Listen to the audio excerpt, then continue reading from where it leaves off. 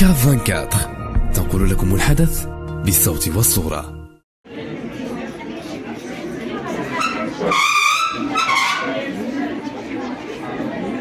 Université Khadi Ayad, l'école d'admiration, collège La Cité d'Ottawa, Canada, l'université Dinosaure, IPIM, Afrique. Cette rencontre promet d'être une plateforme de réflexion et d'échange de haut niveau où des experts du monde entier à l'occasion des assemblées,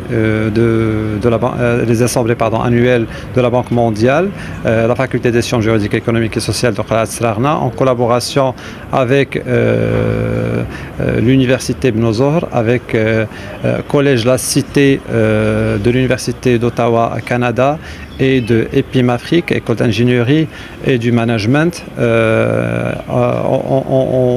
ont collaboré afin dans le cadre d'un partenariat, c'est-à-dire d'organiser cette conférence qui a porté sur la Banque mondiale, l'FMI, quel avenir pour l'Afrique.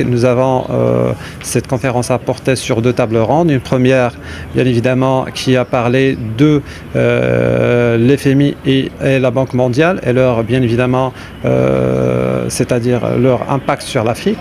Et deuxièmement, bien évidemment, nous avons parlé d'une deuxième table ronde qui a parlé du développement socio-économique d'Afrique, particulièrement et l'impact de ces 2 institutions financières. Bien sûr, cette conférence a bien évidemment a accueilli donc là, à part nos étudiants, plusieurs experts et professeurs ainsi que des partenaires internationaux. J'ai été très heureux de participer à cette conférence organisée par la Faculté des sciences économiques et juridiques de CLA.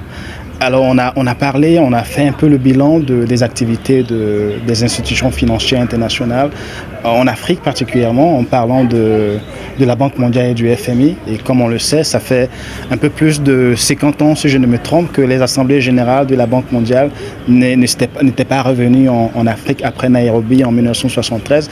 Et donc il était important pour nous, en tant qu'universitaires, de pouvoir nous aussi nous rassembler et faire un bilan des activités de la Banque mondiale et pourquoi pas éventuellement entrevoir les perspectives d'avenir de l'institution en Afrique. Et je pense que c'est ce que l'ensemble des panélistes ont essayé de faire en parlant notamment de l'engagement de la Banque mondiale au niveau du Maroc et pourquoi le choix stratégique du Maroc pour abriter ces assemblées générales annuelles. On sait tous le rôle que le Maroc occupe en Afrique. Mais je pense que c'était un choix qui était judicieux que les assemblées générales puissent se tenir au Maroc et également aborder la question des perspectives de développement de l'Afrique. On sait tous que la dette est un gros frein au développement de l'Afrique. Je pense qu'en ce moment, les discussions sont en cours pour essayer d'alléger en quelque sorte le service de la dette sur les politiques de développement de l'Afrique.